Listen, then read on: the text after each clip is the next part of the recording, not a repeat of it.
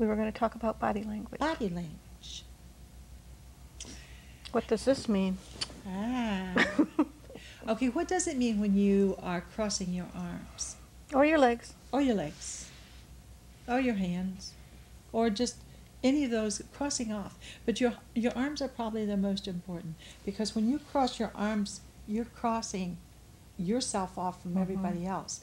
You're not letting anything in that other people are telling you, but at the same time, you're protecting your heart, because what are you crossing over? That heart that we talked about just a little bit ago. And you're protecting your heart from anything that might come in. How about down here? Solar plexus, that energy center that within your body. And so when you cross them lower, you're protecting the energy center, or that solar plexus, the emotional basis for us. And when you're listening to a speaker in a circle around a room and your legs are crossed toward the speaker, that's an acceptance of the speaker. But if you're crossed away from them, you don't want anything to do with that speaker's talking about. Oh, that's interesting. I hadn't heard that before. And but if I you've like got that. some, okay, say you're speaking, somebody's crossed their legs this way, and the other person, then you know that they are, you know, they're with you. That's interesting. I like that one. I learned that one a long time ago. I like that. Do you realize that your body language will tell a lot more about what you're thinking and doing and feeling than your mouth will ever say? It's actually what your body's saying. Because our bodies don't lie. Exactly. We can say whatever a person wants to hear with our mouth, but your body may be saying exactly the opposite. To read people. To begin to read people, and there's a book out called To Read People Like a Book. Is that the? Yeah, I think that's it. But it's an excellent book as far as body language. Yeah, read people like a book. I'm sure that's what it is. There's also tapes on that you can purchase too.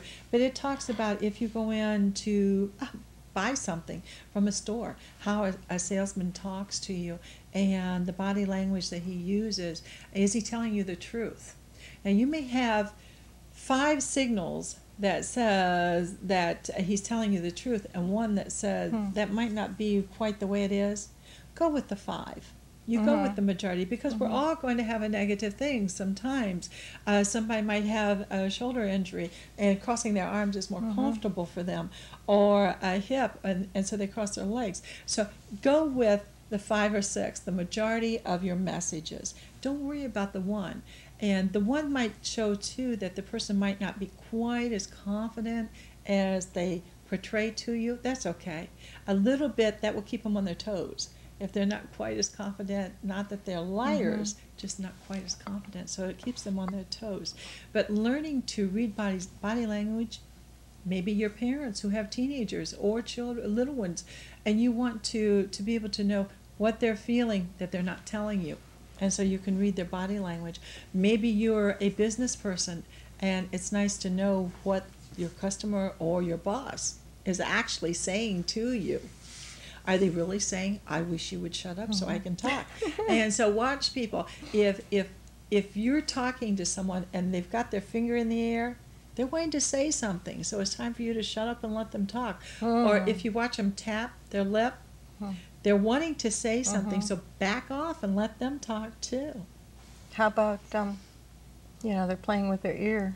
It's usually frustration. A lot of times, if a person is frustrated with you, they'll tug at their ear. They're irritated. So they don't want to hear you anymore. Exactly. So back off again. Or notice that maybe if this is important to you, you need to change your direction here. And definitely we say, well, if it's in the work world, it's important. No, it's just as important with your teenagers or your spouse or anyone else, because communication is the #1 reason for breakdowns with families, in businesses, in work relationships, everywhere around. Communication, and your body language is a tremendous way to communicate.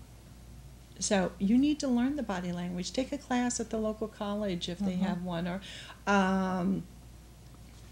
get books. There are a lot of books on that kind of thing now, and read. What are people saying to you that you don't know that you didn't hear?